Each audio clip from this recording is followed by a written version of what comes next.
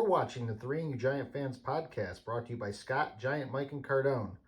We're sponsored by Manscaped.com. Use code AGREYMAN to get a 20% discount and free shipping. And download our audio podcast at Apple Podcasts, Google Podcasts, or wherever you get your podcasts from. So that is Brian Dable answering a question in the press conference after the game against the Ravens about Danny Dimes delivering again in the fourth quarter. And I like the way he just says, fourth quarter again. I'd like the way he sort of puts the reporters in their place a little bit there. Like this isn't uncommon. Daniel Jones has been doing this quite a bit. When healthy, we've seen it. We saw it his first year. Second year was clearly his worst performance year, but even at that, he had moments when he was protected and he was healthy where we saw it shine. And, last year, again, people still think he sucks, but the minute he goes down, we become maybe the worst team that's taken the football field in the last 2 decades without this guy. And now here we are with a competent coaching staff and an offensive line that has just been, what would you say, guys, like a little bit below average. And this guy's just finding ways to get people the ball at the right time to win games. It's right now, he's the best kept secret in the NFL. No doubt. I'm loving everything about Brian Dable right now. I mean, I'll switch it back over to, we're going to talk a lot about Jones's performance and the game, of course, but just Dable, everything about this guy, guys, on and off the field is just, it's awesome. I can't believe this guy's first-year head coach. Looks like he's been a head coach for decades, and he's the guy. He just commands a press conference. The guy's just owning everything right now, and I'm freaking just loving it. This is exactly what we've been begging and hoping for. I know I sound like a broken record probably after last week, talking about this, but can't help but just continue to be excited, guys. So let's get into it.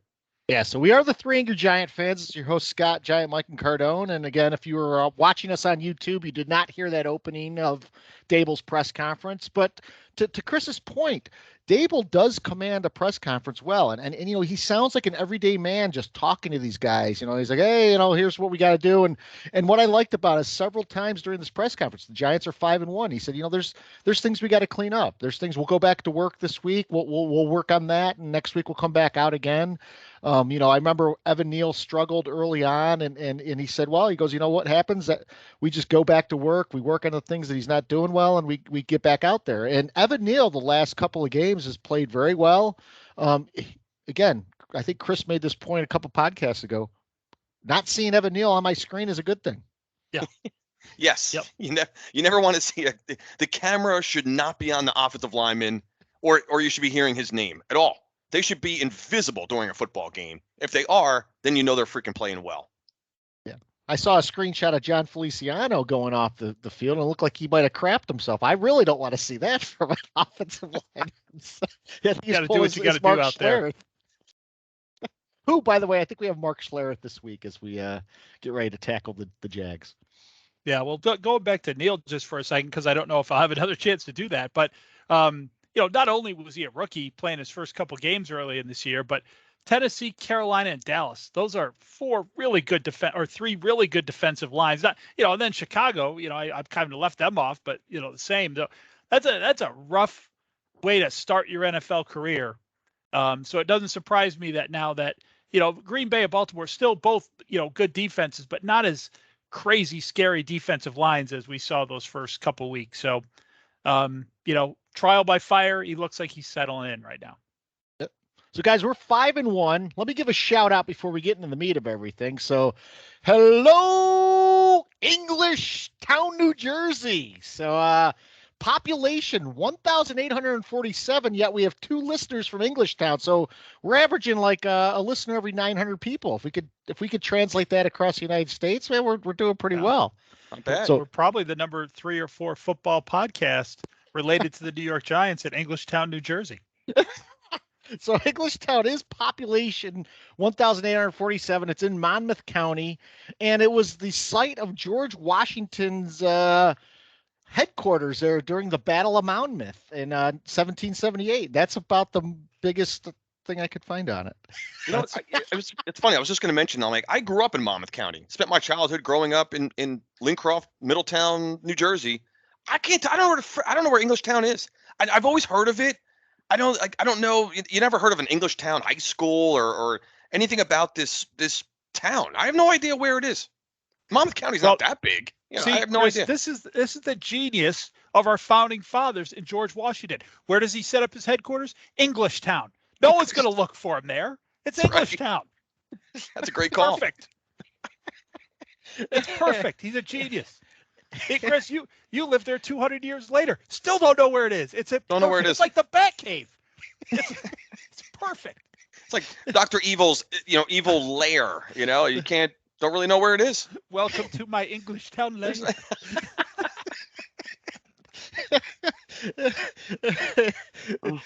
So guys, 5-1, and we're getting ready to tackle the Jaguars, who, by the way, are inexplicably favored by 3 points to start. Now it's up to 4 points. We're recording this on a Wednesday night, so 5-1.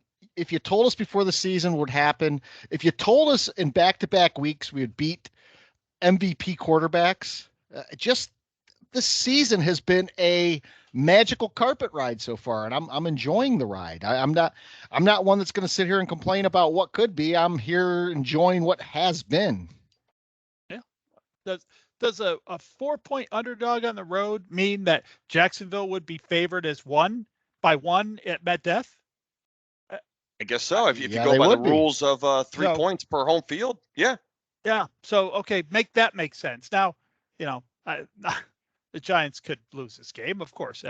Anything could happen, but just you'd have to sit me down and give me some books on gambling and betting to explain to me this line. But I know it's moved, and as we talked about before we came on, it's moved in what we think is the wrong direction.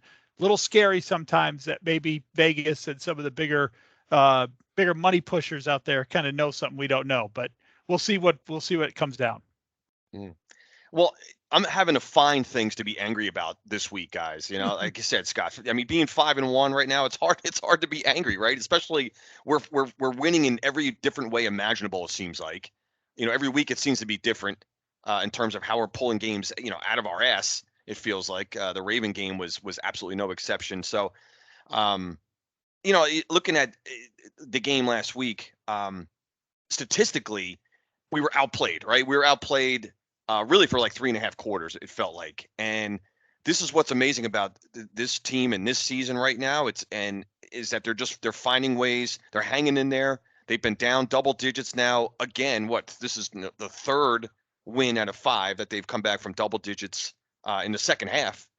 We highlighted that last week, and I kept thinking, imagine if that was. I know Lamar Jackson has won an MVP in this league, and the guy's done some amazing things. I get it.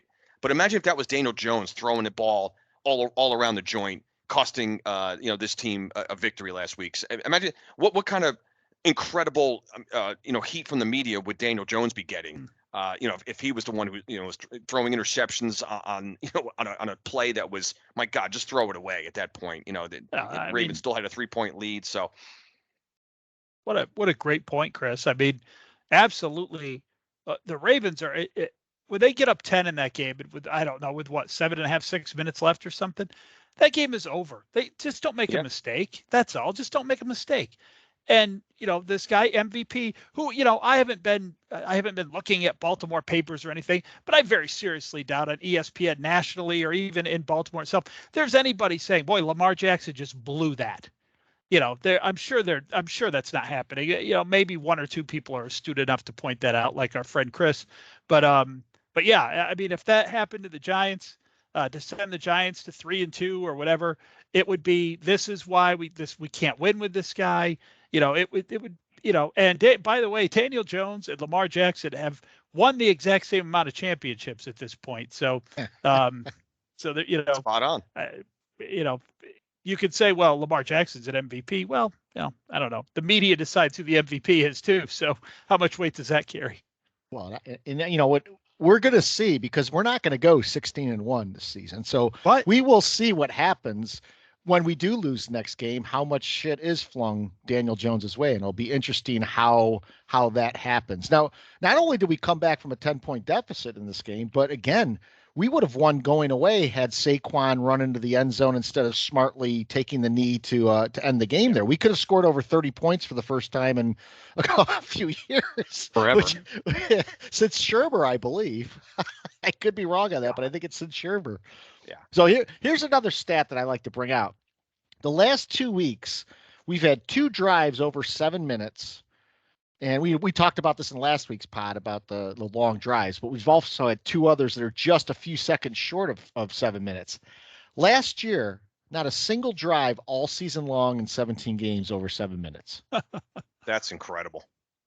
It's amazing. Not at all surprising, but an amazing stat.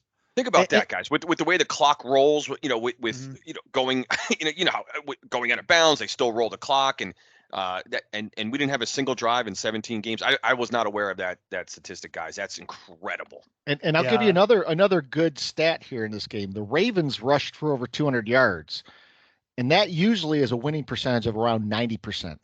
Yeah, well, everything. I mean, even as we were watching the game, guys, that there wasn't everything happening on the field, everything in front of our eyes pointed to a Ravens win. The stats, the fact that a guy whose name we haven't heard in, for however long, is just running all over the field. Kenyon Drake. Yeah. He's like, I didn't even know he was on the Ravens. Just everything pointed directly to just a Ravens win. And then as Chris mentioned at the time, they take a penalty on third down, or was it fourth down that the Ravens took? Third and one. It was that third before, one. Before the turnover. Yeah. It was 3rd and 1. They take that penalty, and that just goes to show you in the NFL, man, that penalty completely alters the outcome of that game. Now, I'm not saying that's a bad call. I'm just saying, wow, what a moment that if we're 3 angry Ravens fans sitting in a bar watching that game, we think that penalty is inconsequential. Yeah. We might look up from our beer and go, oh shit, come on, guys. When that happens, but that you don't see that as, oh my God, this turning point moment in the game that's going to completely alter the outcome of the game. That's why, despite all my hatred and vileness toward the NFL right now, I still love the game. Well, looking at the box score here, guys, and I realized this before even looking at it today. They had, so we've already broken down some of the stats. Over 200 yards rushing for Baltimore. Think of this also, guys. They had a 100-yard rusher, and they also had a 100-yard receiver in Mark Andrews. So how many games in the NFL do you really lose where you have a 100-yard guy carrying the ball and catching the for receiving yards, and the Ravens still managed to lose that game? Now, again, one of the things that pisses me off is one thing I'm doing more this year than I have in the last 6 years is I'm watching the media now. So from Sunday to the time we record, we typically do this on Wednesday night. So that's, 3 days of listening to the media. And my God, guys, I mean, it's, part of my ongoing pet peeves. And it's one of the things I can only be angry about this week is listening to these experts, these so-called experts on these television networks. It is insufferable listening to these people break down the NFL because they don't know.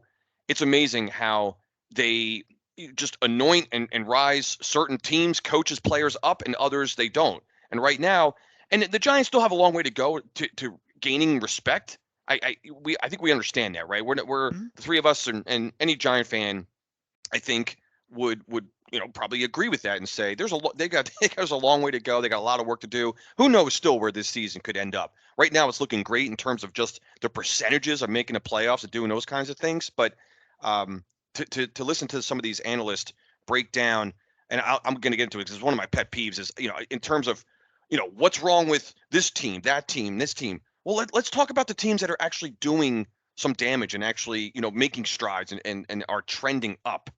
So, I'll get into that a little bit, but you could run down the list of the Giants' schedule, right, and predict who they're going to talk about. Like, what's wrong with the Packers? What's wrong with the Ravens? What's wrong with Tennessee? What's wrong with?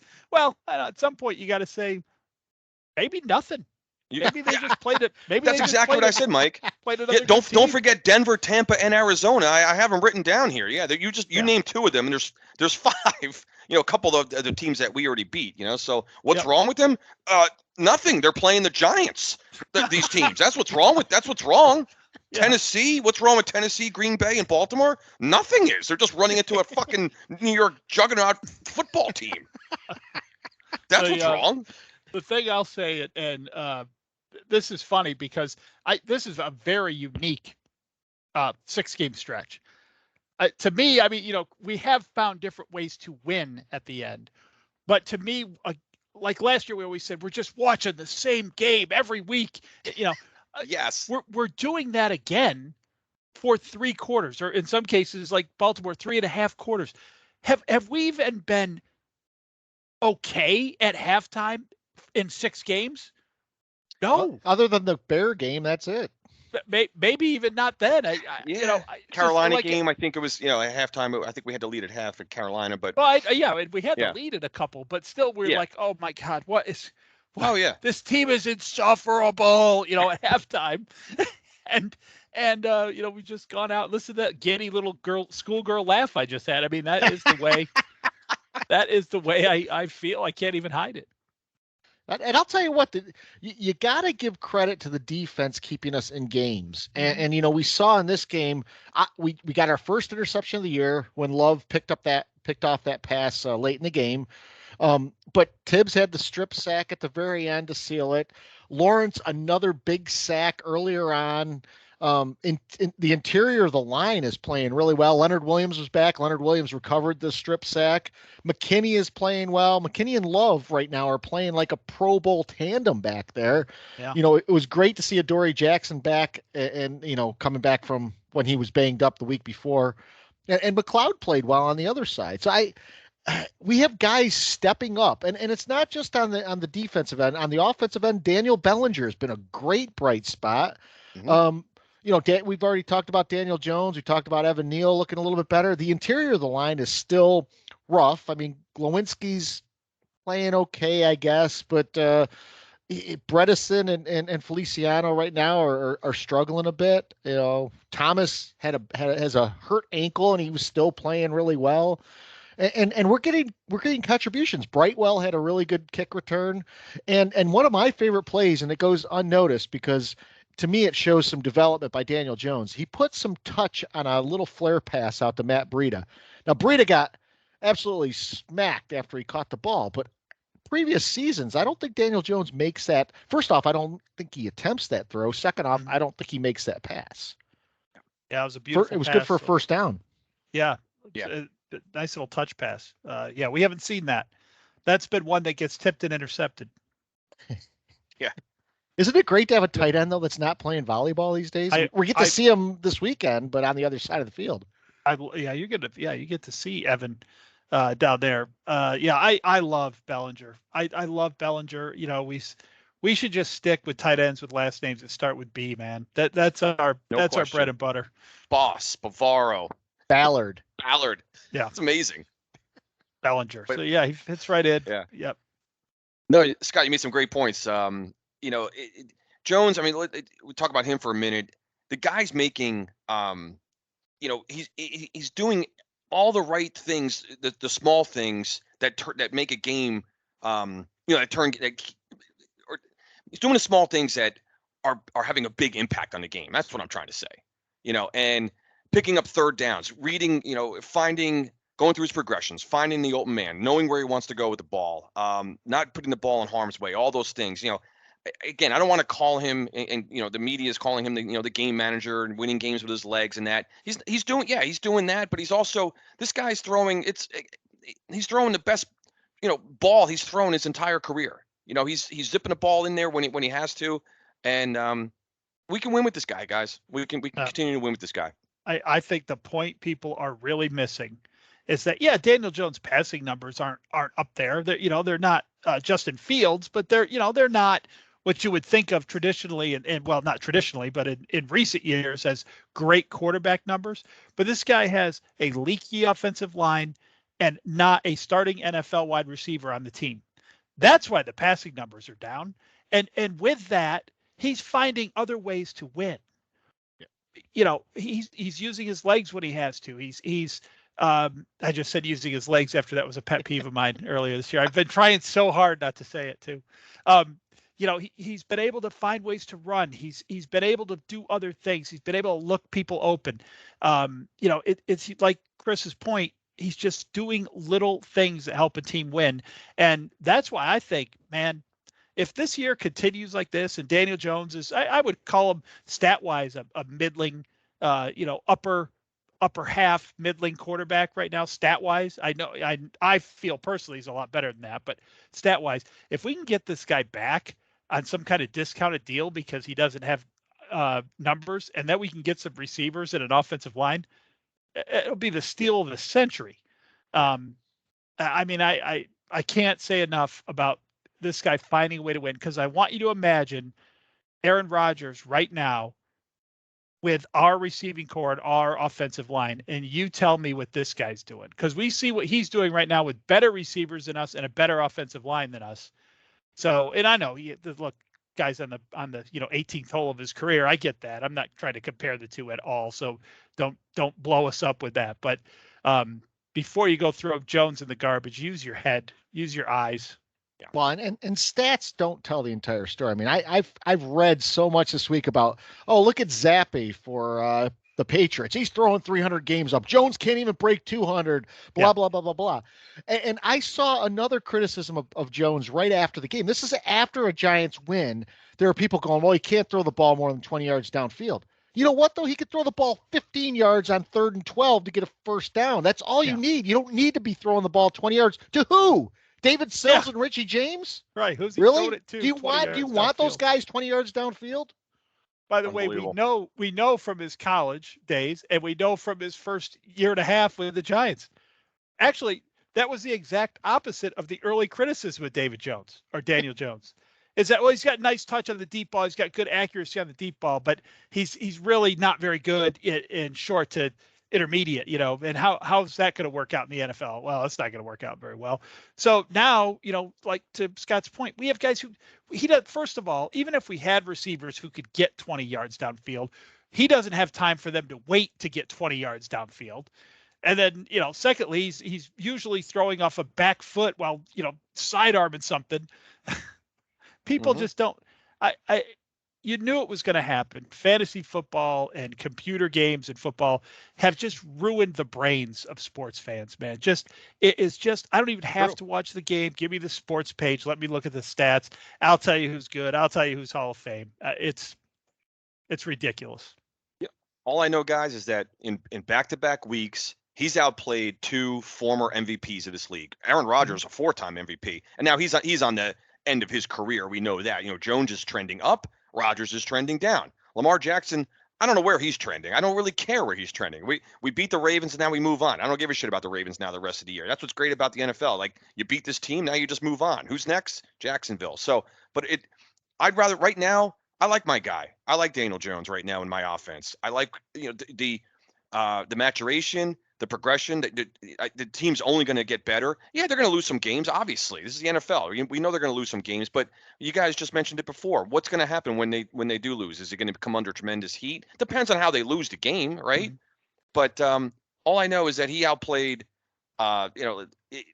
Based on the 2 turnovers at the end of the game. Again, we just said it before. If that's Jones making those mistakes, holy shit, he's being run out of town. Pitchforks, burning his house down. And I didn't hear enough about Lamar. I heard one guy like, Lamar, he'll figure it out. He knows better. Like, no, he won't figure it out. He won't. You know why? Because if you've been watching the NFL at all, this is now like the 3rd fucking game that he threw the game away against Buffalo, and that was some coaching mistakes and all that kind of stuff. But he threw the game away against the Giants last week, and the Giants, again, call it what you want. It's one of those things. One of my pet peeves is, well, did the Ravens lose that game or did the Giants win it? I don't know. It's a combination of both, right? It's the NFL. There's lots of plays, lots of things that can happen in the course of a football game. I like to think of it as, both. We caused the pressure for them to turn the ball over, applying the pressure there, and a guy made a bad decision, by throwing the ball into traffic and everything else. So I heard one of the best criticisms last week. They said after the game, whoa, we got to deal with Jones fumbling again. I had forgotten Jones had fumbled because when he fumbled? On a Hail Mary at the end of the half. Yeah. Right. Yeah.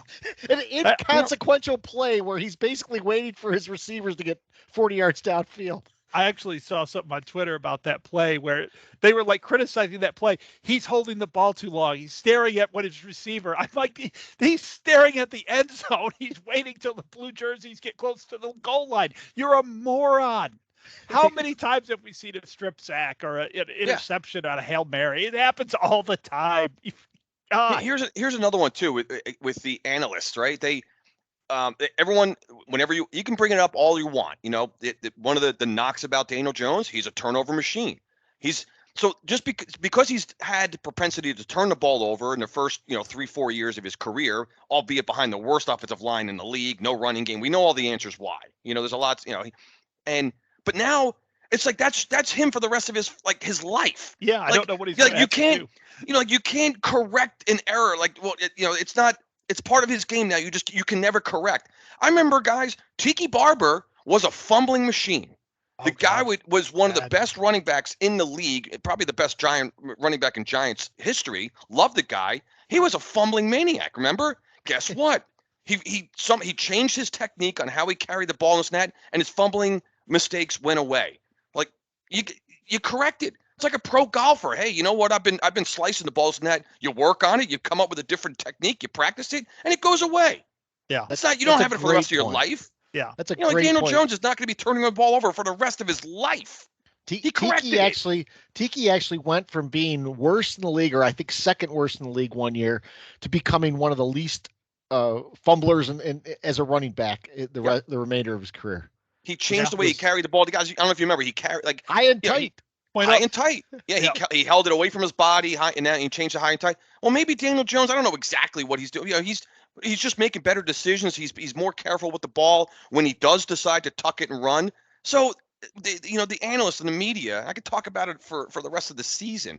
Stop. Move on. Like, this is a new season.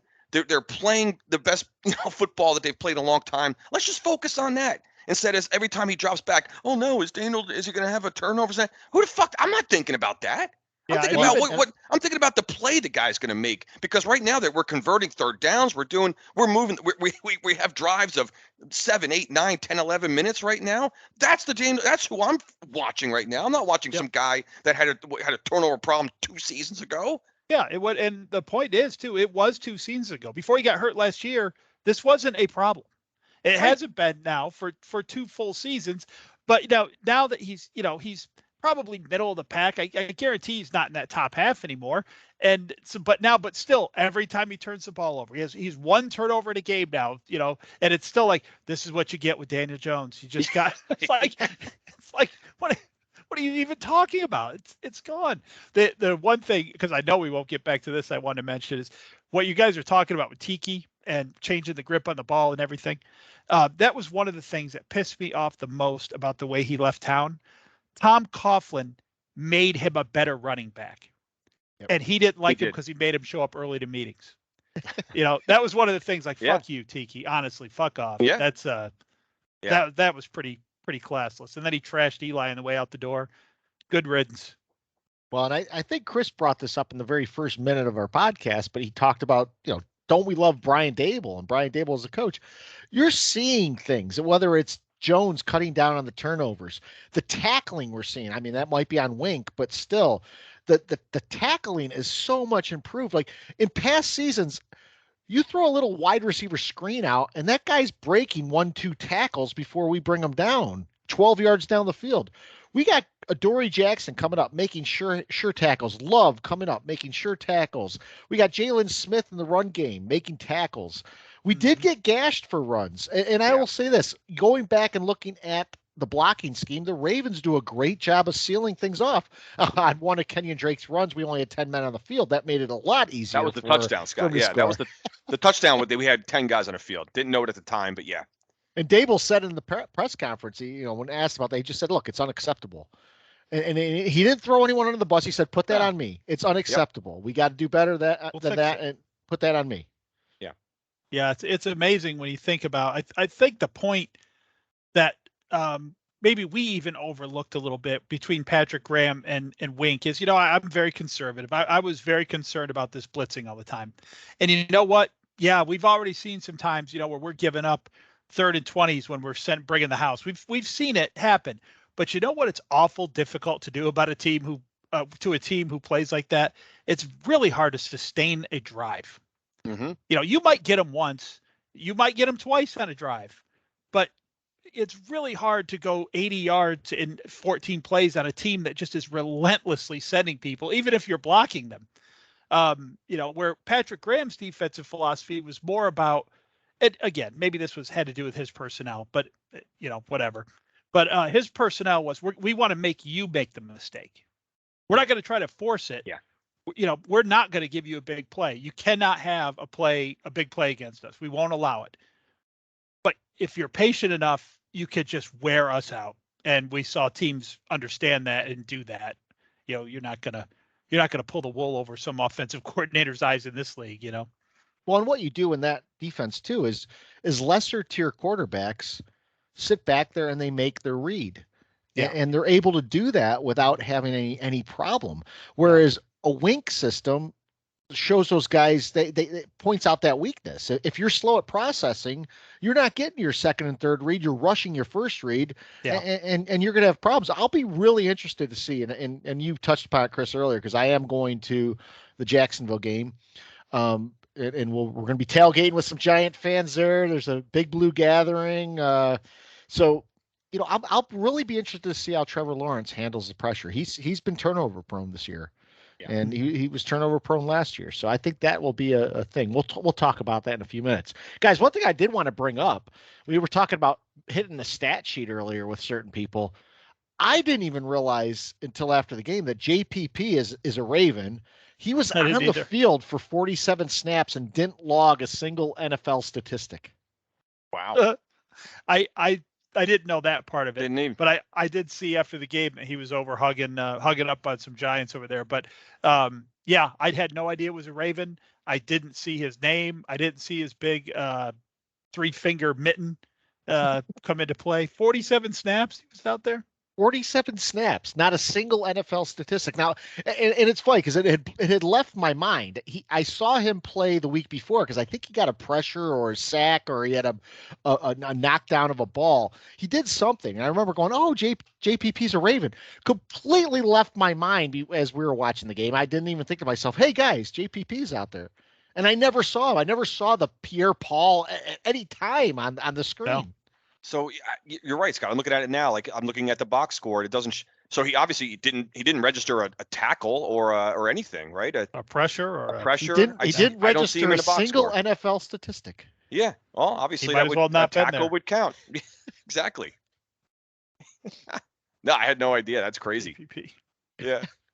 But getting back defensively, guys, and speaking about the blitz. Yes, Scott or Mike, you made a good point where.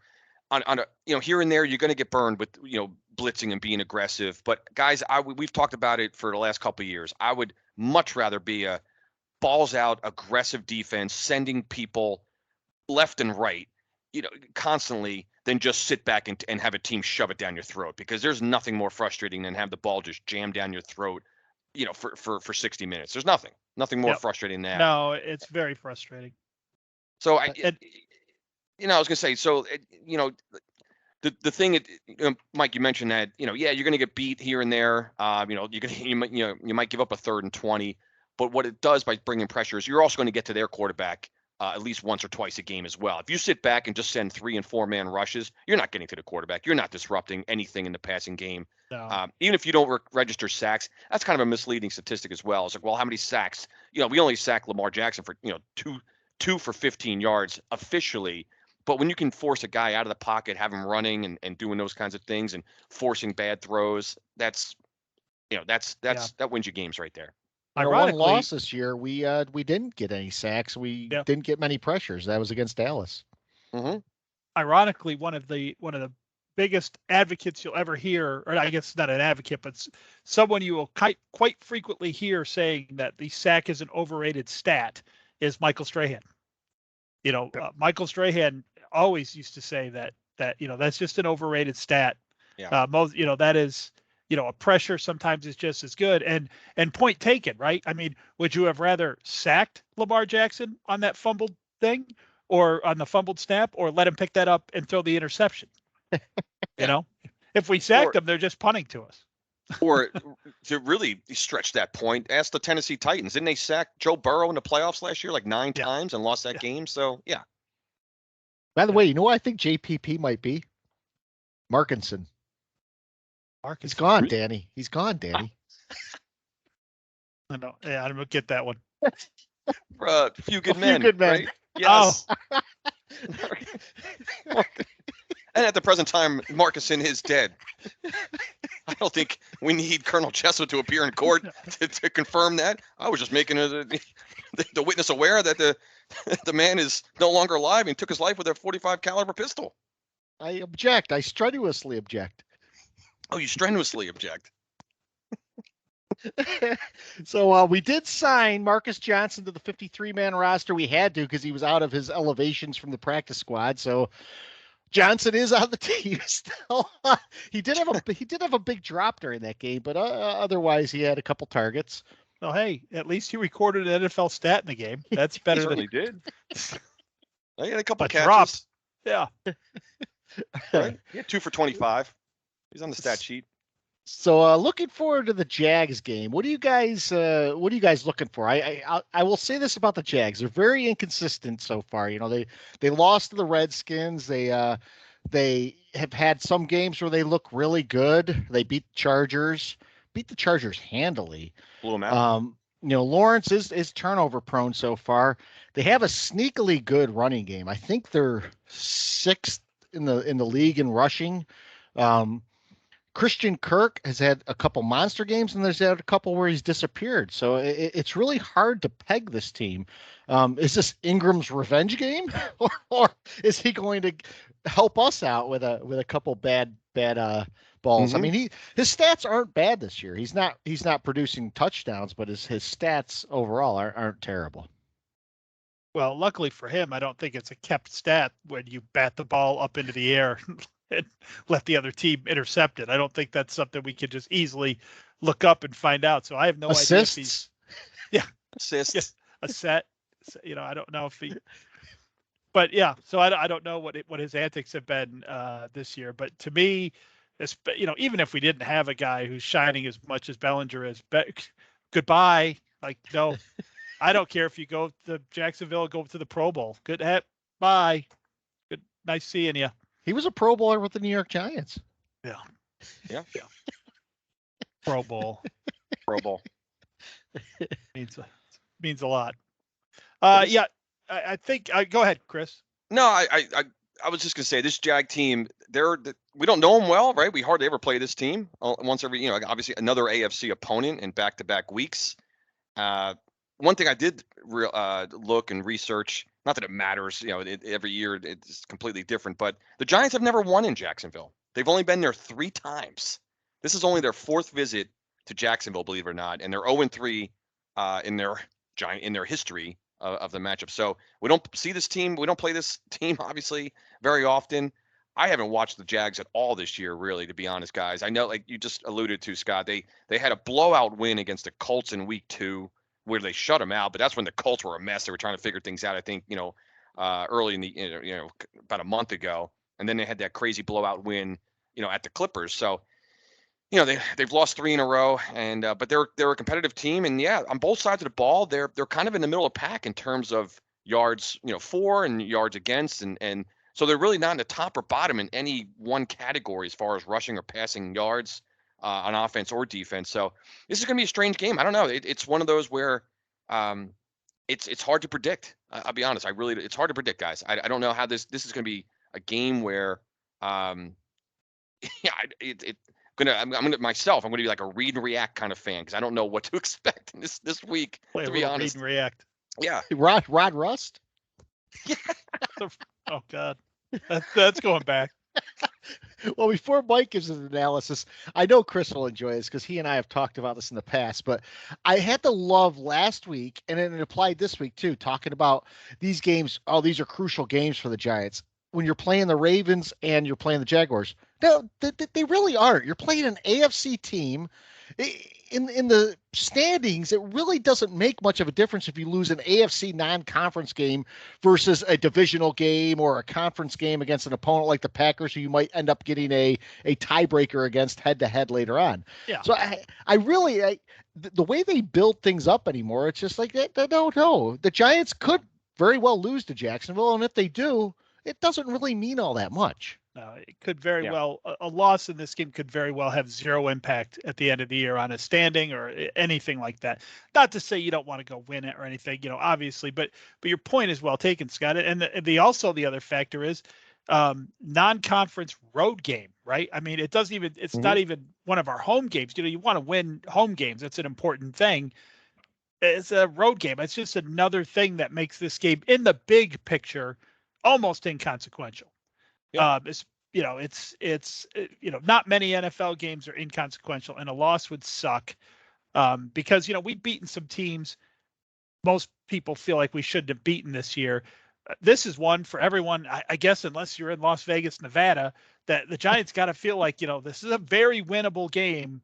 Maybe it's the most winnable game on paper they've had since the Bears, and it would just be a shame to give it back.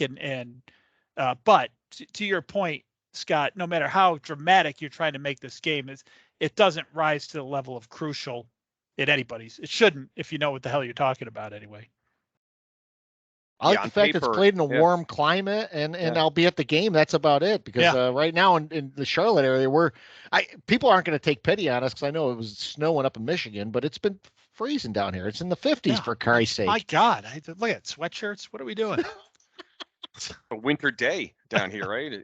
Not getting out of the 50s. Yeah. Yeah. I won't spend a lot of time breaking that down because you guys just said everything that I was thinking. Is like we've said before, if you look at the Giants results so far, both during the game and the final score, you could just move those numbers around. It just all looks like very consistent that you're getting the same output every week. Looking at this team's scores and box scores, you're like, what the hell is going on down there? Like, what's going to happen? There's no rhyme or reason. They're playing better at home than on the road. There's no beating people they should, but losing to ones they shouldn't. It's just, there's no combination of things that really make any sense. So that makes it difficult. And even with James Robinson and Travis Etienne, the running attack's been solid, but you can never know which of those two is going to be the guy that ends up getting the lion's share of the carries against you. Yeah, I mean they've had a 250-yard rushing game, and they've had two under 100. So I don't know what you're getting. The one thing that does seem consistent that Scott alluded to is that this team has turned the ball over 9 times in 6 games. So. And they're not bad at getting them either. I think they've got them 9 times. So they've got 9 turnovers. They haven't had one in a couple of weeks, but so they turn it over a lot. They take it from you a lot. Their defensive scores have been, they've given up a ton of points a couple of times. They shut someone out, as Chris said. They held the Clips to 10. Who knows? Who knows what we're getting here? All I know is you get a team with a propensity to turn the ball over, and you put Wink Martindale on the other sideline against that team, you got to be thinking 2 turnovers. And, I'll take from what I've seen out of both of these teams this year, if the Giants are +2 in the turnover category, man, that smells like a win. I'll take even +1 in the turnover category, but +2 would be awesome. One statistic, when it go kind of off the field here, and these are the ones that bother me, guys, because it's just the football gods and it's all these things. So I mentioned the Giants have never won in Jacksonville, 0-3 lifetime there. The Jags, I don't know if you guys were aware of this. I saw this yesterday, I think. They've lost 18 straight games to an NFC opponent. Wow. 18 straight. Their last win, met death at the Giants 4 years ago. So I will say this, though. Prior to last week, Lamar Jackson had never lost to an NFC opponent. So maybe it's our year. Exactly. Right. So maybe it's the Giants, some crazy year that we're upending the entire NFL world of all these things that have never happened. But I saw that yesterday. I was reading the article about, the game cast and analysis. And I saw that. I'm like, oh crap.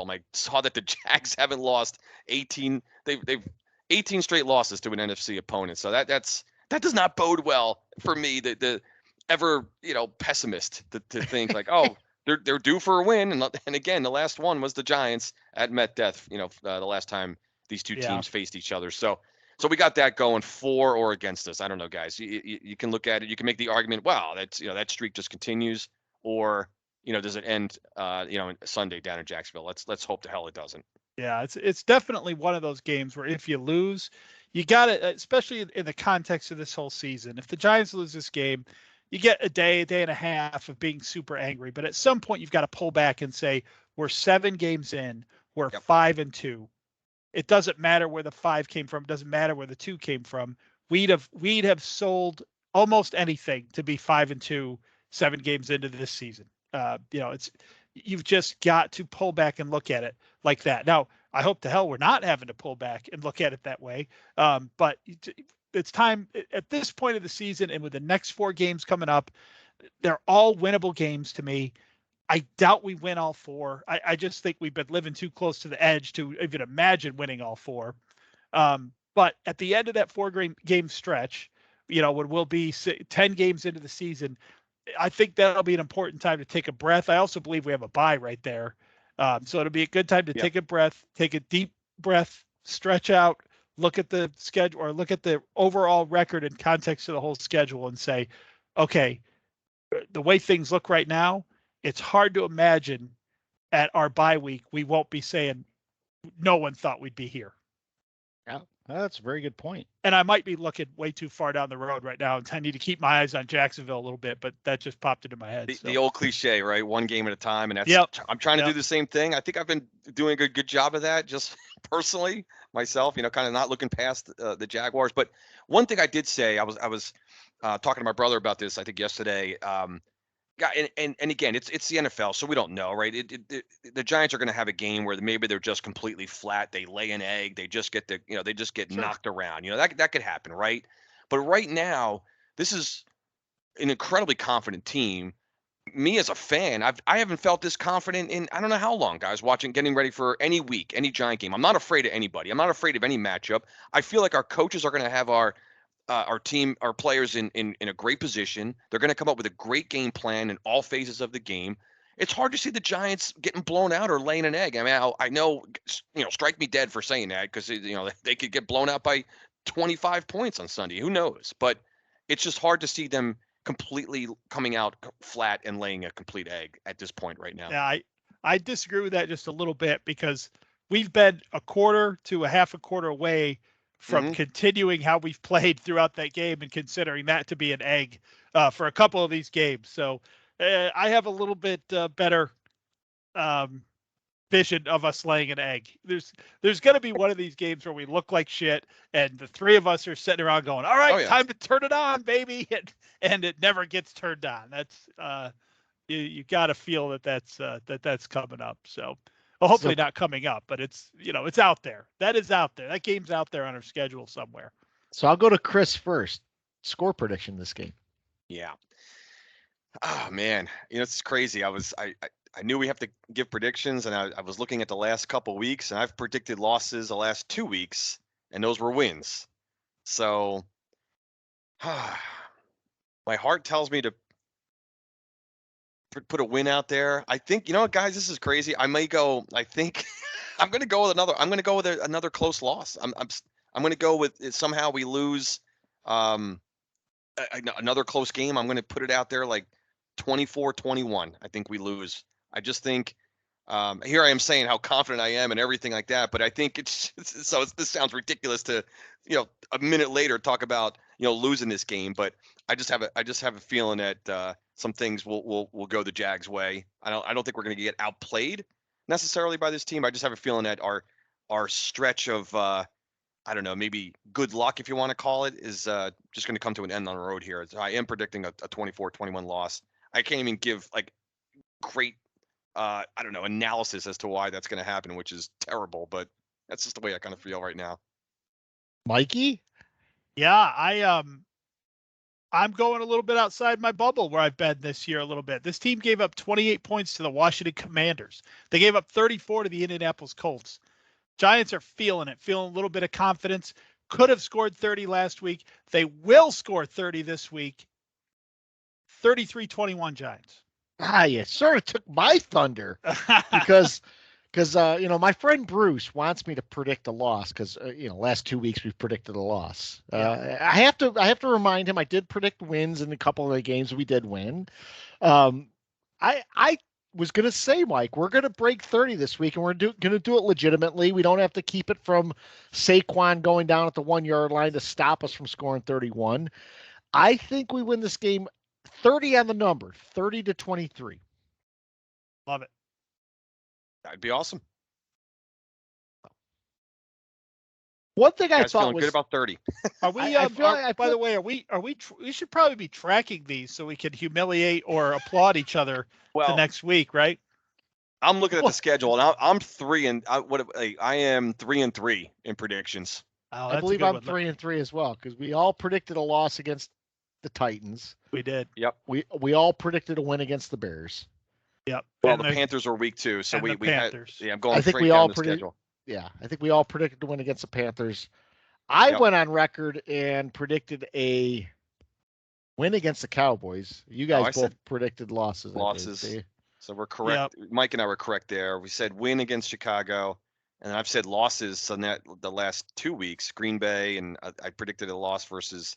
So I might actually be one game behind you because I think I predicted losses against Green Bay and the Ravens as well. So I'm 3-3 weekly. Yeah. Yeah. Kind of. Yeah. I haven't.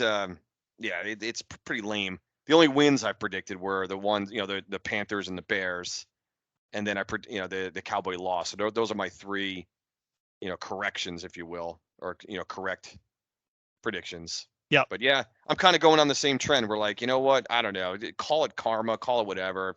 Losses against Green Bay and Baltimore. Maybe just keep it going again. Now, eventually, I'm going to be right. I'm not going to sit here and predict, 11 losses the rest of the season and just be like, well, I'm getting wins out of it. So, I don't want to do that. And just speaking of that, there is somebody out there in the universe who did that, Chris. Yes, there is. Who predicted the Giants to win 2 more games only, I believe, on the season after the Chicago win. Was that Boomer Esiason, perhaps? Or was it one win? It was Boomer. I saw him respond to that this week, which was interesting. And he was saying it was 2. He was saying he predicted 2 more wins, but to the point of fine. Well, we've got your 2 already. We got Jacksonville, Seattle, Houston, Detroit, and Washington twice left on the schedule. So, and the Colts at home. So, Boomer, I will give me a call, buddy. I'll tweet me and I'll send you my phone number. We can work up a bet on the Giants not winning another game this year. Boomer's an ass clown. He is.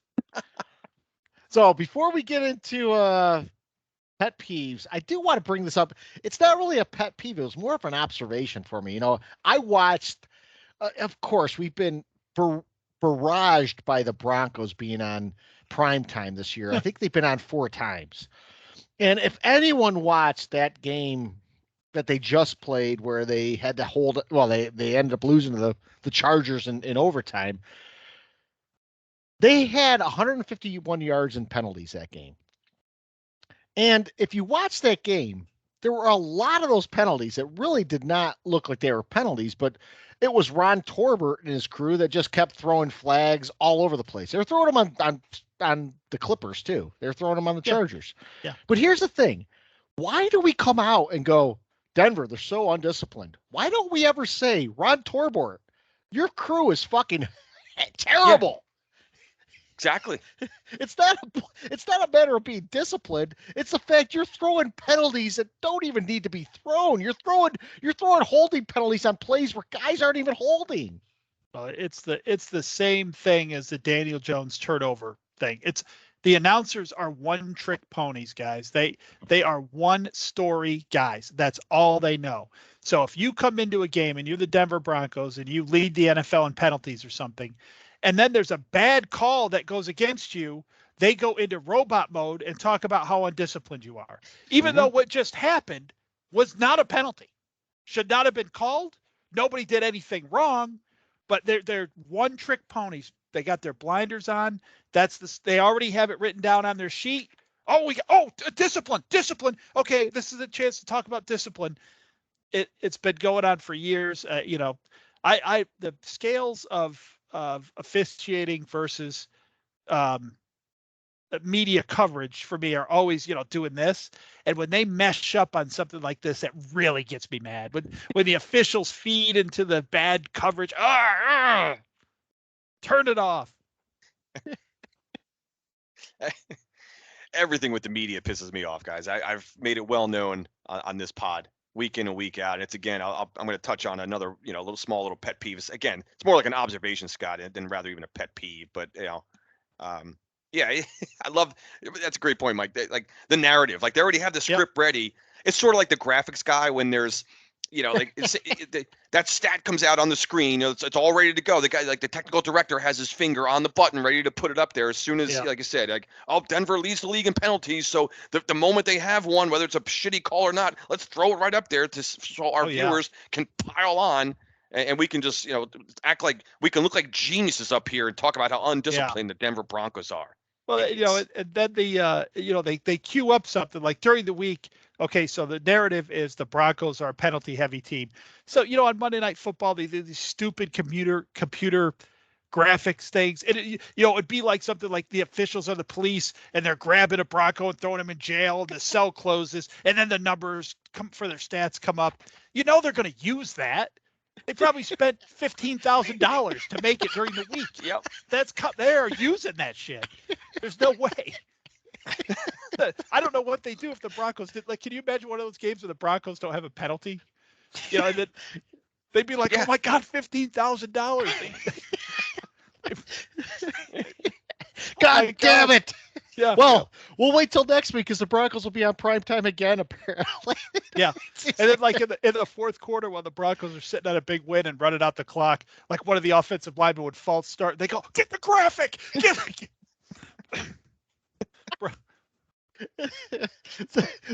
So I did want to share some good news with our listeners. We've been pumping Manscaped up for the last couple months, and we did hit our quota with them, and we've extended our partnership with Manscaped. So I want to give a big thank you to everyone. We'll be giving a couple big updates around Black Friday and the end of next month. But in the meantime, continue to use the Manscaped products. Go to manscaped.com. You still get your promo code, which we'll talk about in just a second. So, support for the Three Angry Giant fans is brought to you by manscaped.com, who is the best in men's below-the-waist grooming.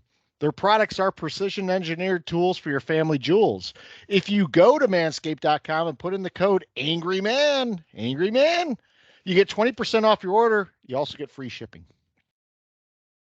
Awesome. Great stuff. I was thinking, Scott, as part of our extension, we're getting some more product.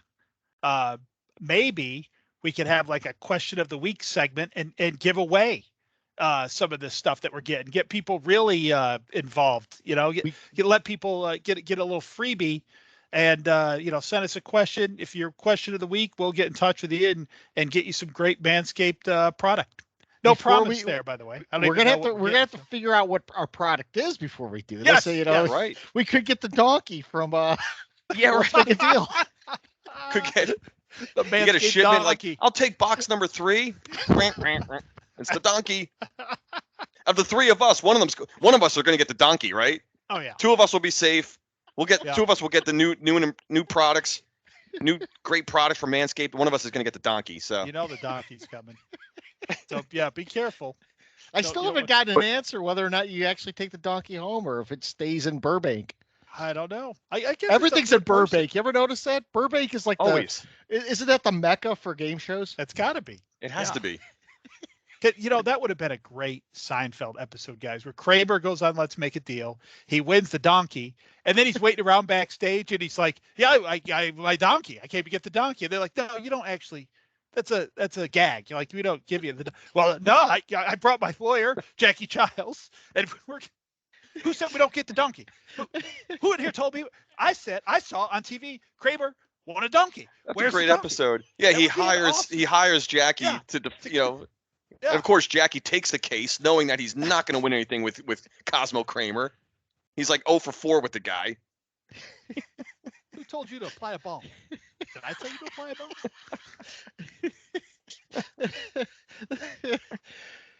All right, you guys got pet peeves for this week? I know Cardone's alluded to it a couple of times, so I'm thinking he's got a pet peeve. I might have Well, one in the can. Yeah, I don't know. Again, this is more like observational kind of stuff, guys. But the ongoing media, like I mentioned earlier, this is the most I've watched of these NFL coverage television networks in the last 5-6 years, because the Giants have been just grotesque and irrelevant. So I had no reason to watch any of these morning shows or listen to some of this talk radio stuff. But I've been doing that a lot since week 1 this season, and with trying to hear some more positive things about my beloved New York Giants, but more importantly, just my God, the propensity to talk about teams that the Tom Brady's and the Aaron Rodgers, teams that we think are good or supposed to be good. Like, says who? Like, again, it's sort of like a guy having the turnover bug for the rest of his life. Are these teams supposed to be good for the rest of our lives? Every year we talk about 5 teams like turning over, making the playoffs from one year to the next. Well, isn't that why we have the draft, and why teams go out and get free agents, and why teams hire new coaches? It's so they can improve. Teams trend up and teams trend down every year. So maybe Aaron Rodgers and Tom Brady, I'll just use those two guys because anyone who's listened to sports media the first 6 weeks of the season, what's wrong with these two? What's wrong? Who can turn this thing more around quicker? What fan base should be more in panic mode? Fuck these fan bases already. Like, let's talk about the teams that are actually trending up. And are doing things correctly, and they've done it. I'm not going to say that. Obviously, there's more and more talk about the Giants specifically, but other teams. Well, definitely the Eagles for sure. But so my pet peeve again is just this perception that the media has, where they can't seem to just accept change, with whether it be individual players or teams that aren't having the same level of success that they've had for 15 years. And but here's the other thing, guys, a little pet peeve. The Jets are trending up right now, right? The Jets are playing good football. They're 4-2. The Giants are 5-1. But why? And this I don't know if Novak agrees. Novak, one of our good friends of the Three Angry Giant fans here. We've had him on the show. He's a good friend of all of us. I don't know if he would agree with this or not. Why, when both the Giants and Jets are having success, do we have to lump both of those teams together and talk about who's the best team in New York right now? We don't compete with the New York Jets. They're in the American Football Conference. We're in the National Football Conference. We just said this before. I don't care if we're considered better than the New York Jets. I don't know why there's this. We have to measure New York football teams, whether how bad they are, who's worse than one another, which both teams have been terrible the last 5 years. I think we have the same record. Maybe the Jets have even one more win. I don't know. And now that the Jets are also 4-2 and the Giants are 5-1, we have to talk and analyze who's the best team in New York and spend hours talking about it and breaking it down and getting reaction from from the NFL Network and ESPN and all these other analysts. Drives me crazy, guys. It's a pet peeve of mine. Like, I don't know why we must lump our season in at this point to what the New York Jets are doing. I have no idea why that has to be. It's a good point, and one I never thought of, because it's never. Oh boy, the Eagles and Steelers. It's a Pennsylvania showdown. Oh my, that just doesn't happen. California. How about even the city of Los Angeles? They have two teams that play in the same city right now. I mean, now maybe on a national level, are they talking about the Clip and the Rams? Like, is this battle of Los Angeles? I don't hear about it. No, well, that's West Coast. We don't hear about that garbage. Exactly, West Coast doesn't even exist out there. But again, I'm more concerned about what the Eagles, the Cowboys, and the football team are doing, and the rest of the NFC. I don't care about what the New York Jets. Yeah, I bet that bothers Novak even more than it bothers us. I bet he's like, why are we always talking about the Giants? The Jets are good. Just can't they be talked about alone? I would think he would agree and say, just talk about talk about my football team. You don't have to lump me in with the team that just because we play in the same stadium has no relevance. Yeah, it doesn't. It doesn't. And you add the Bills in there, and all of a sudden people are like, hey, the state of New York only has 4 losses this year. Yeah. Yeah. This Who cares? drives me crazy. And if you want to get really technical and geographic, yeah, we all know the freaking Giants and Jets play in fucking New Jersey. We know that. So But- it's But one thing you said there that's great is you talked about how every year, without fail, there's a turnover of 5 teams at least in the playoffs. And you know what? There's always one that's acceptable. Well, the Bengals are having the Super Bowl hangover. You know, whoever the team is that lost the Super Bowl always has the Super Bowl hangover. So that's acceptable when they have a bad year the next year. But you know, like the Rams are having a down year. Well, that's not acceptable. Well, wait a minute, what's going on here? You know, how could the Rams be having a down year? If someone like the Packers is starting to fall down, wait, what's going on with the Packers? You know, I mean, like you said, it's all about what's wrong with other teams rather than what's Always. good with some of the lower teams, you know? And I'm convinced that one of the reasons is because these teams because they didn't predict they would be competitive and be good. They can't accept the fact that they're involved, and they don't even know how to analyze. They don't even want to. They begrudgingly have to spend time talking about this team. Like, oh, they really can't be for real. The Giants, they can't be for real. Yeah, Who have they played? They haven't played anyone. It's really because it makes them just look bad as analysts because they didn't foresee this. That's fine. It's okay to. This is the NFL. There's every team, and I just mentioned it before. This is why. Then why do we have the fucking draft and free agency and coaching changes and all this? Why do we do all this stuff? No, if teams don't trend up and down, that's what happens every year in the National Football League. Teams go. Great. I mean, yeah, you had the New England Patriots and teams that have sustained excellence. You know, right now the Chiefs, and we know about Tom Brady. Right, we know about that. But those are a small. That's a small package of National Football League teams. Most of the league doesn't have the Hall of Fame quarterbacks and that much talent. So that's where you get that 5-team turnover year to year, guys. Is where teams. So why can't it be the Giants and the Jets and teams that you didn't predict that were going to do good? And you look at the rest of the league, there is a lot of parity right now. I mean, 6 weeks in, you got a lot of 500 teams and less. Hey, but how many above 500 teams are there in the NFC? 4. Yeah. Yeah. I mean, 4. That's it. 3 Chris, of them in the East. That's a great pet peeve, man. That really is good because sportscasters want to be right and they're lazy. So those two things put together, that's what develops into what you're describing now. So, like they come into this season, right? And they're like, all right, AFC, Buffalo, Cincinnati, Tennessee, and Kansas City, and Philadelphia or Dallas and Green Bay and Tampa and the Rams, right? So those are the teams that are going to be good. So when they're not good, it's not, well, I was wrong. They just stink. It's what's wrong. What's wrong with these teams? And in the case of these teams, because the media loves a quarterback. So in the case of the teams like Green Bay who are struggling a little bit and Aaron Rodgers, it's Aaron Rodgers needs help up there. Like my prediction wasn't wrong. My prediction's still right, but Aaron Rodgers just needs help. Like, that's what when Daniel Jones is getting his ass kicked, there were so many members of the media going, Daniel Jones just needs help. We heard that all the time, right? No, that's not the way that works. So they want to be right. They're almost embarrassed when a team they laugh at and a quarterback who they mocked after the draft is 5-1. They have to drag that team down. Of course. Because it makes them look like an idiot if it's not. Absolutely. So they have no choice. These guys who openly laughed at the Giants at the best and at the worst called them racist on draft day when Daniel Jones was picked, they have cast their stone. They cannot change their mind. Because if anyone pulls up that stuff of them on draft day saying, I can't believe this idiot racist franchise just took Daniel Jones instead of the guy who's not even alive right now, not much less in the league.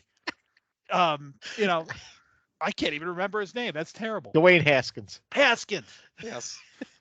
Which, by the way, I'll throw in, I can't believe right now after Haskins and Justin Fields that there are actually people pumping up CJ Stroud right now. I can't. I don't. Please do it. I hope oh my God, Chicago should cut Justin Fields because they're going to get the #1 pick and take CJ Stroud. Please do it. Chris brought this up last week, and I want to know how many NFL people who follow. You're not a fan of this particular team, but you follow the NFL. How many people realize that the Baltimore Ravens last year were a last place team? Mm-hmm. Nobody. The media doesn't mention it. They probably predicted them to finish first. Yeah. So no, they disappeared. They like Jimmy Hoffa, man. They're just gone. Talk about them as gone. Well, we'll ask Lamar for was about hurt at the end of the year. They had a Yeah. little bit of a slide, but yeah. We'll ask about up to mid-year what's wrong with that team, and then when they don't improve, we just kind of like all of a sudden they're the drunk guy at the party. It's like, who brought him in here? Get him out of here. God. Lamar will figure it out. No, he Yeah. won't. He won't. Yeah. And the same thing, with the damn Bears and the Bears have a passing game problem. No, they don't. They have a Justin Fields problem. You By the put way, Trevor Siemian in there, the Bears are winning some games. They're I good love enough talking, everywhere I love else. talking about Fields because they're. I actually look each week. I'm like, they're at New England on Monday night. I mean, I hope they get. I Oh hope my Justin God. Fields doesn't complete a pass at New Oh my England. God. that's sounds like another a good one though. terror zone. Think about Zappy versus Mac Jones. Mac Jones was everyone's darling last year. Guy gets hurt this year. All of a sudden, well, the Zappy guy, he's fine. Yeah, he He's good can enough. carry the team. Zappy's Jones took him to the playoffs. Yeah. Zappy's proof that Mac Jones is a system quarterback. I still love Zappy- the fact they Zappy won is a game just last Mac year. Jones. The Patriots won a game last year with what, like 10 yards passing? Yeah. The Buffalo game? Yes. Yeah. Remember that? That's what you got to love about Belichick. He has no shame. Like he does. How do I win this game? All right, we're going to throw the ball like once in the second half and maybe twice in the first half. That's how we win. How are you going to win? I how are you do going to think beat Mac Buffalo? Jones was like 1 for 3 in that game. I think that was his stat. Yeah. How are you going to beat Buffalo in the Super Bowl, Bill? I'm thinking about 2 defensive linemen. What? Yeah. Okay, let's give it a try. Oh, hey, by the way, speaking about the Bears and Justin Fields, want to share a small little story with our listeners. I was on a business trip in Chicago last week, Ooh. and the Bears had a home game against the Redskins. And who do I run into at the bar on Thursday night? No, I'm sorry, Wednesday night, because the game was Thursday, obviously. I see Richard Sherman hanging out at a bar in downtown Chicago. So I recognize him right away. A couple of my coworkers I was with, they didn't know who, they didn't recognize him. I go, that's Richard Sherman, no question. I went right up to him and called his name, whatever. And he was a really cool guy, actually. So he took the time just to, chat a little bit, and kind of yuck it up about, obviously the season to date. I mentioned, you're obviously in town for the Bears. I go, what do you think tomorrow night? He's like, whatever. He didn't really give his thoughts about that. But I told him the Giants are kicking ass, and he completely agreed. So I said, hey man, I'm a New York Giant fan, and his face kind of went, oh man, like really, he was like, yeah, you're doing. And this was when they were 4-1, not even 5-1 before the Raven win. But it was kind of cool running to Richard Sherman. Not a big dude, I mean, cornerback, and so he was cool. He was there. I don't know, maybe some, who knows, people from the production crew would look like. No one else that I saw from the on-air talent, but good it's thing kind you of cool didn't catch him like Thursday after the game. He might have punched you out after having to watch that shit show of a game. Oh my God, that was a grotesque NFL game. And I dislike Justin Fields, so I want this guy to fail so bad. I'm rooting for the Commanders in that game, a division opponent, and I'm rooting for Washington. I don't care. That's how bad I want Justin Fields to fail. Yeah, me too. Every time I'm watching a game and the Chicago score comes across and they're winning, I'm like, oh, what kind of horse shit is that? How was that defense? How was that touchdown? possible? Yeah. Yeah. Mike, any pet peeves this week? Yeah, I kind of got one, and it's kind of a continuation of a theme I've had going this year, because what's happened this week in the past week in the NFL has bolstered my thought that some X-Files shit is going on in the NFL right now. So obviously there was 2 really bad roughing the passer calls that have been all over the news and all over the place this week, right? So and obviously anyone can have a pet peeve about roughing the passer calls because they're stupid and ridiculous. They've kind of gone away for a while, and now we've had 2 this week that have come back. That's where my problem is. This looks like a smokescreen to me. This is a classic smokescreen.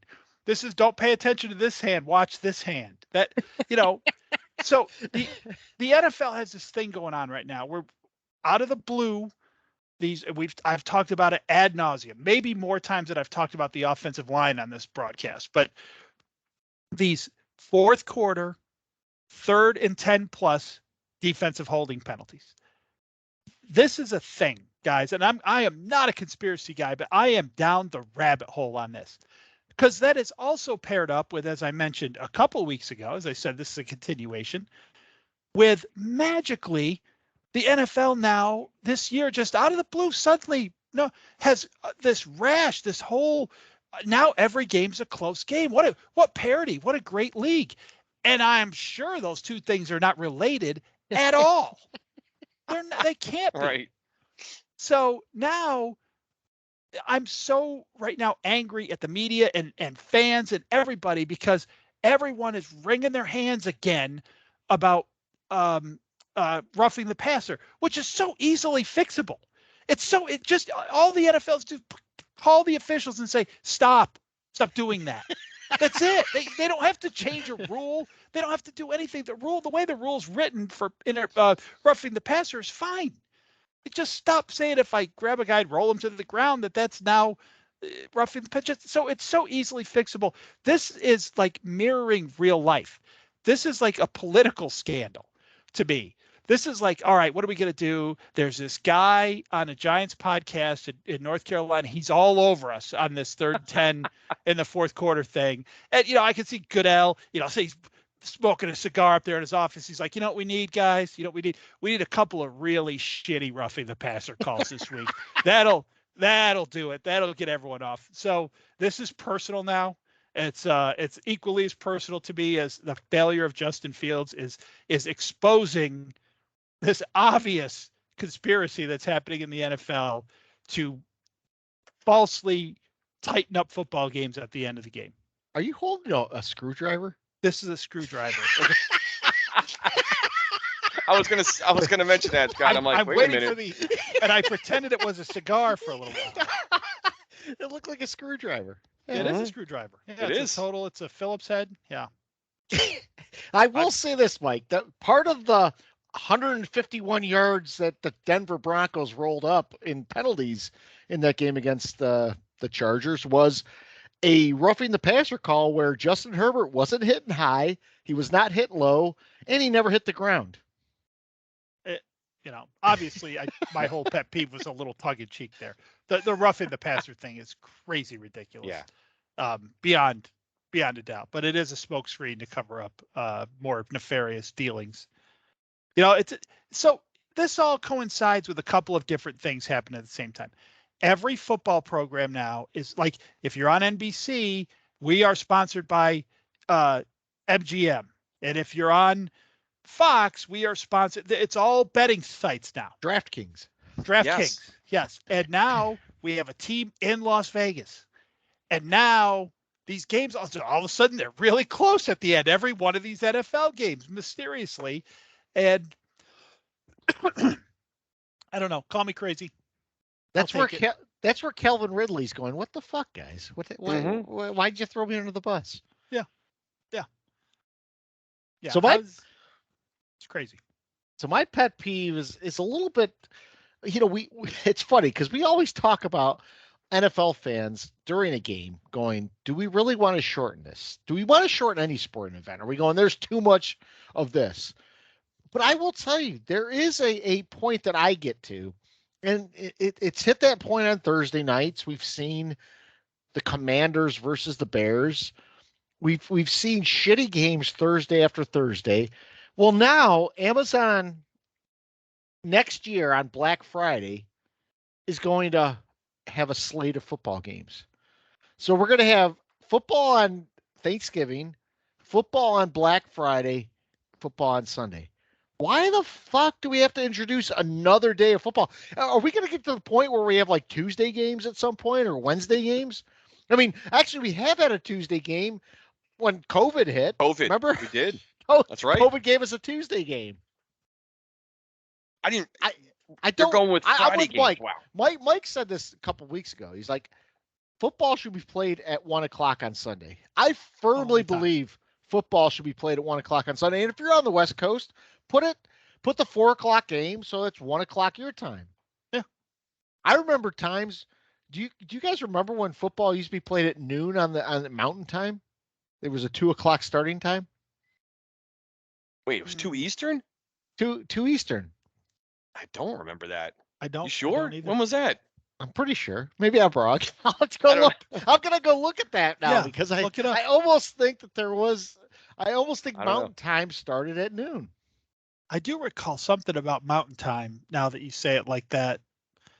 But yeah, I don't remember that specifically. No, I'm trying to remember it in Summerall's voice. 2 o'clock Mountain Time. But my main point here is still football. We should be played at 1 o'clock on Sundays. We don't need Friday games. We don't need Thursday games. The Monday game, okay. Give us 2 Monday games. What the fuck? We're old enough to remember when Sunday night football was invented. That was like the mid 80s, right? There was never a Sunday night game, which I kind of like that though, because it's like you're still looking for that last game on a Sunday.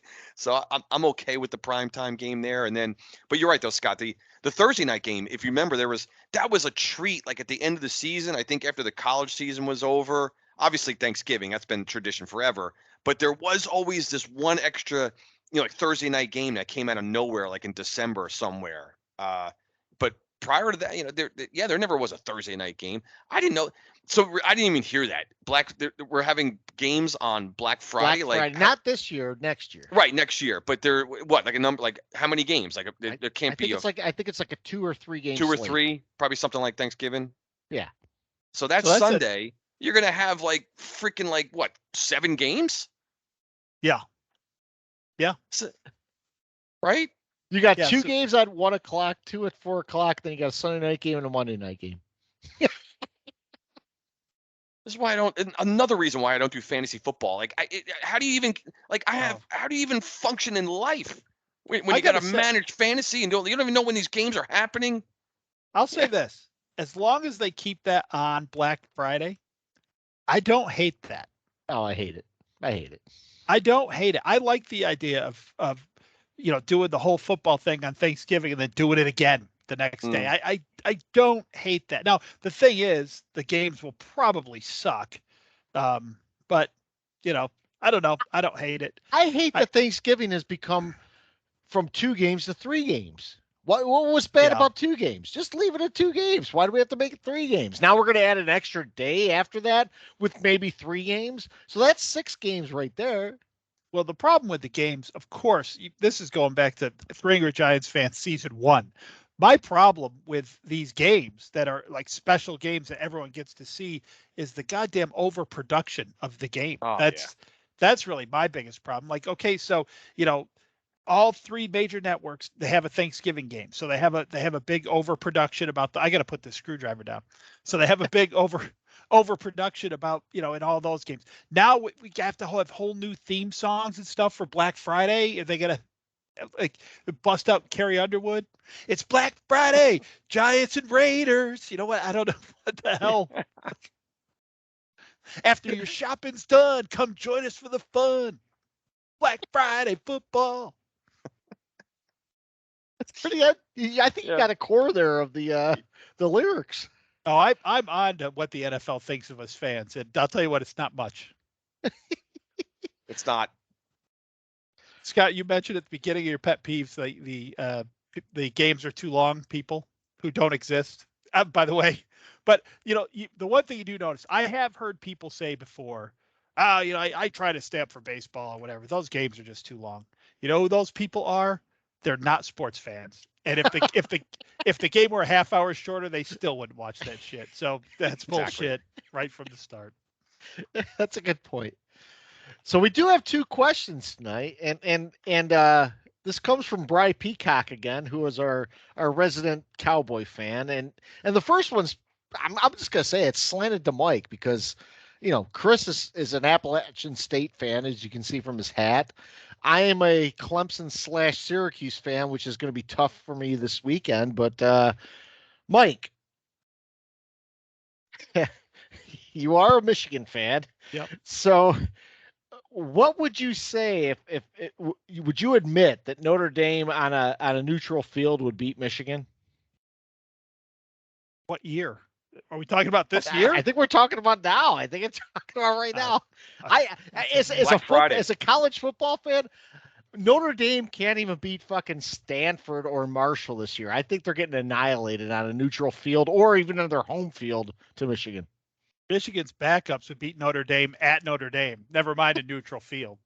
Michigan would beat Notre Dame on the moon, and he knows it. Zero gravity. That would be interesting. Man. That would be interesting to watch football in zero gravity. In zero gravity, maybe the Notre Dame quarterback could throw the ball over 5 yards.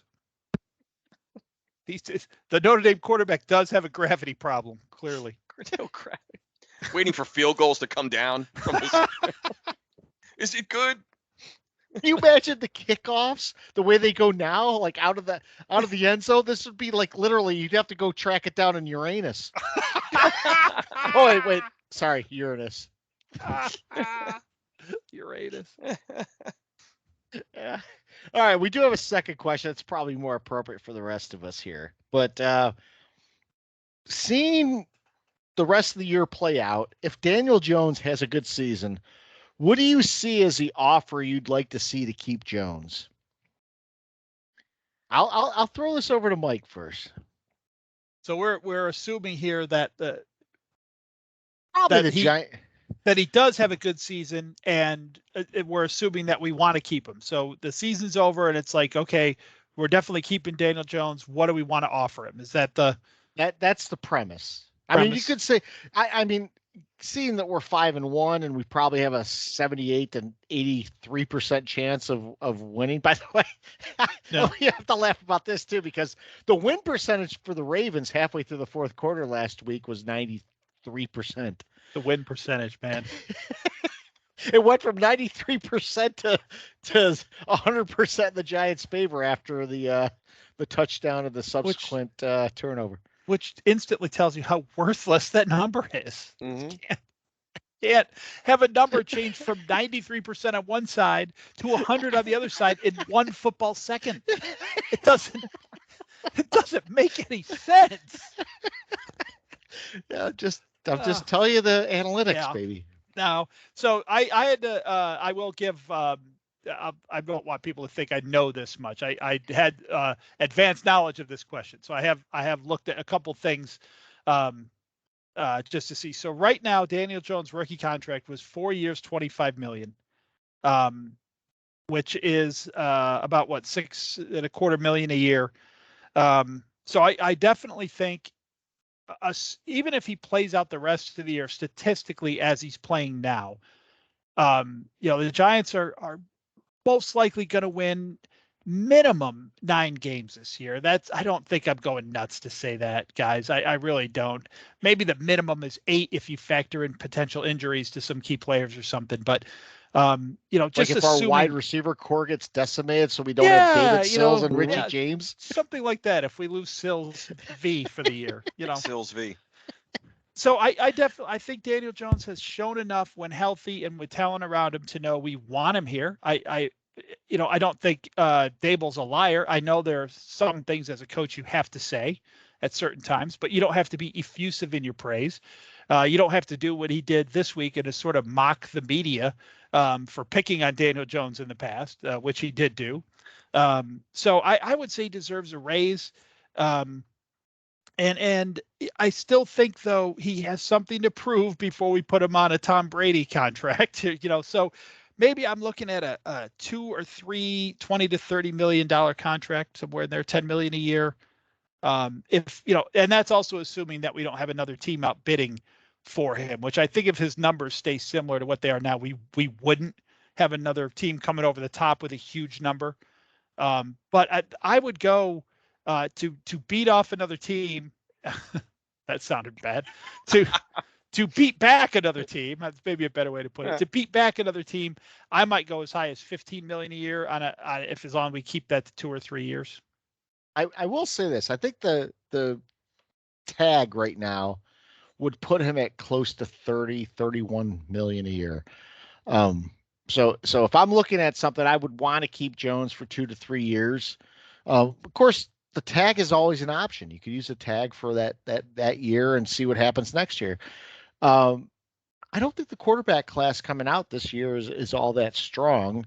And if you do take a guy in the quarterback class, maybe you take one in the mid rounds and see if you can develop them. Um, I would look at almost doubling what Mike said. I think to keep Jones, you might have to go to 22 million, 23 million a year. Have it at a two-year contract, so you're not tied to him.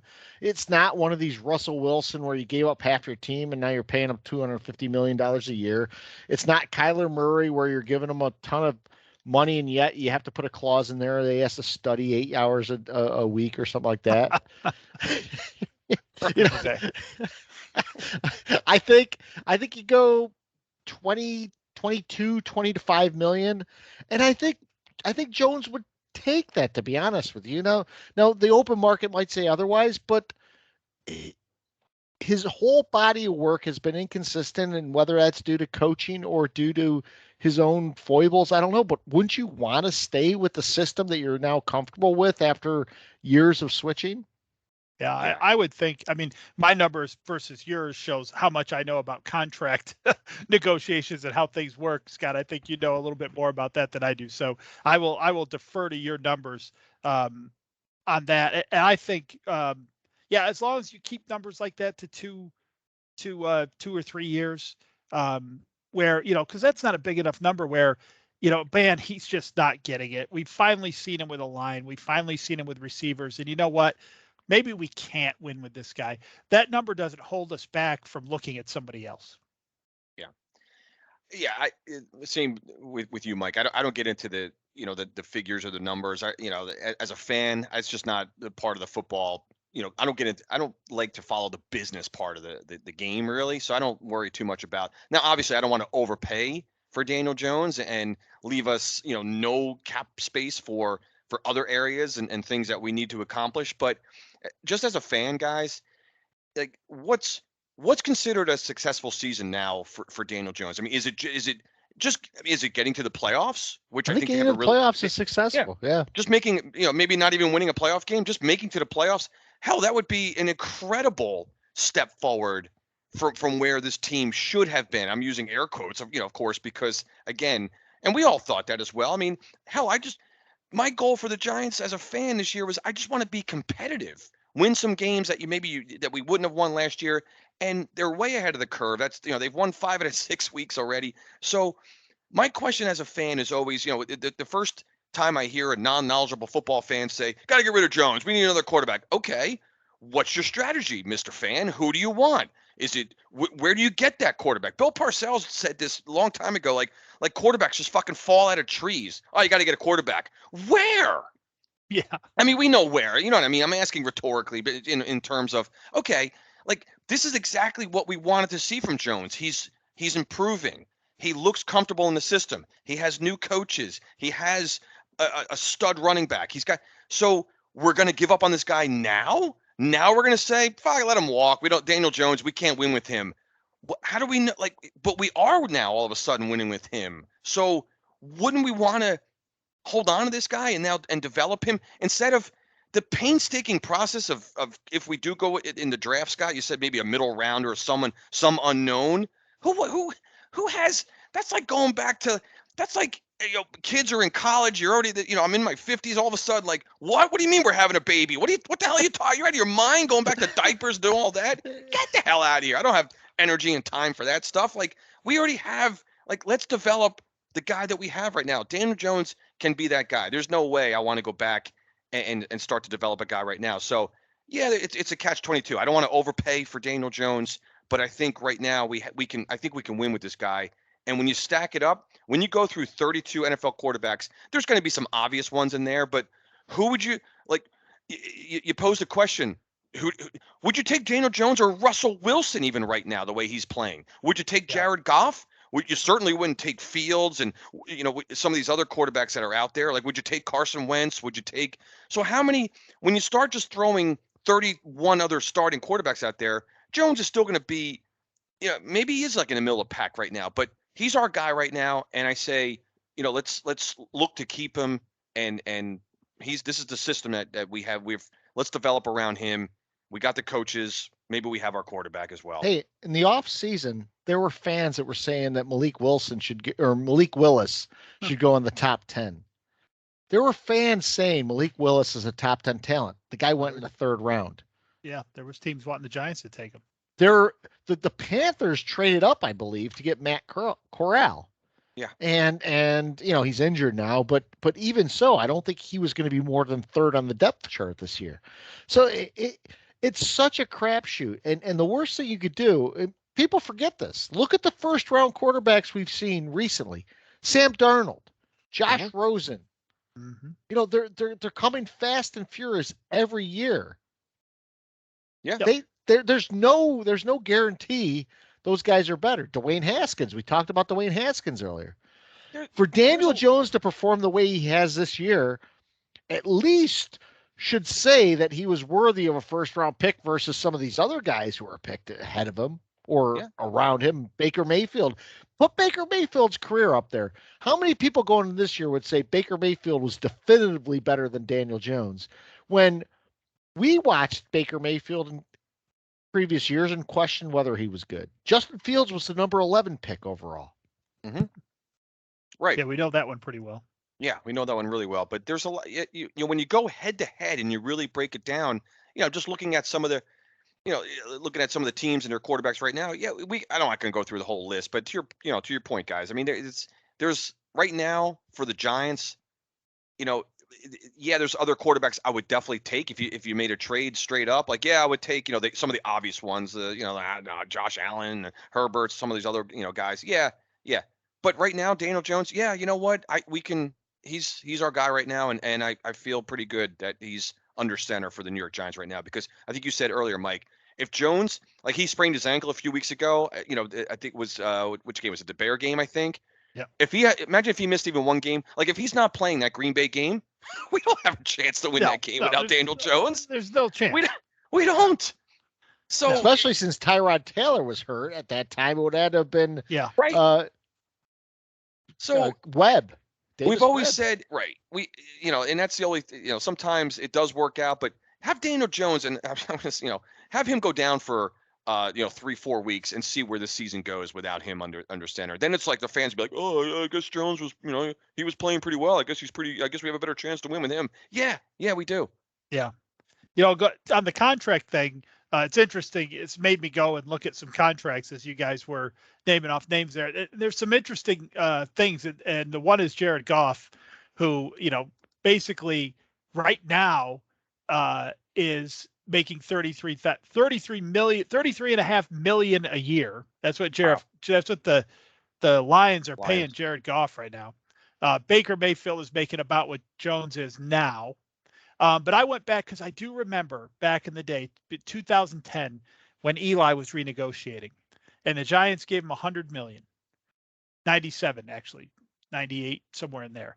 And Scott will remember on the Giants website at that time, people were nuts. Now at the time, remember, this is a quarterback who had won a Super Bowl on his rookie deal. Mm-hmm.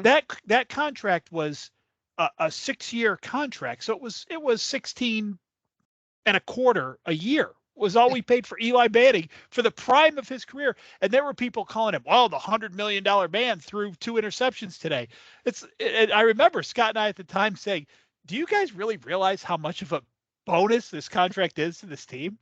And then a year later, 2011, he wins his second Super Bowl. We're paying a 2-time Super Bowl MVP in the prime of his career, $16 million a year. And now 10 years later, just to show you how far contracts move, by the way, 10 years later, we're talking about giving Daniel Jones 20 a year when he's done nothing, admittedly. But I just think that those sort of contract things are interesting. I usually don't dig down into them that much. Yeah. But yeah, it's cool. I leave that up to the capologists, of which I am not. Right. So you guys got anything else this week? No, man, just have a great time in Jacksonville. I know Mike and I were both looking to go, and some other commitment that I had came up, but would love to be going down there. But, bring it home for us, Scott. I mean, just go down, whoop it up with the Giant fans. And there's going to be a lot of Giant fans in Jacksonville, I'm sure. I know if we don't win in Jacksonville, If we don't win at Jacksonville, I'm not going back down there for another 4 years at least. That's right. Put a 2-year cap. No, 4-year 8 cap on years. that. 8 years because they come here next time. So Yeah. or they go to Met Death rather. Then so it's Well, 8 years. That's a good, yeah. I just wanted to thank Scott again for the invite. I'm sorry that I couldn't make it, Scott, and but maybe next time you're traveling, when you invite me again, maybe I'll be able to go at that time. That's all right. I'll be down there with my son Chris and my friend John. We will be hitting some of the Giant tailgates there. We'll be spreading the news about the 3 Angry Giant fans. Maybe get some new listeners out of it. So Yes, we'll see. I'm looking forward to it. I think it's going to be a victorious Sunday. I'm hoping that it is because it's a long ass drive back if it's not. So 6 hours. of course. Yes. Drives much better when they win. Oh yeah. So we are the 3 Angry Giant fans. Hit us up at angry_3. And guys, send in questions so we don't have to answer questions from Cowboy fans the entire time. Or anti. He is the front runner for the question of the week contest. He is. He might win Manscaped stuff. So he'd use it too. We will see you next week after the Jaguar game, and hopefully we win. Go Blue. Oof.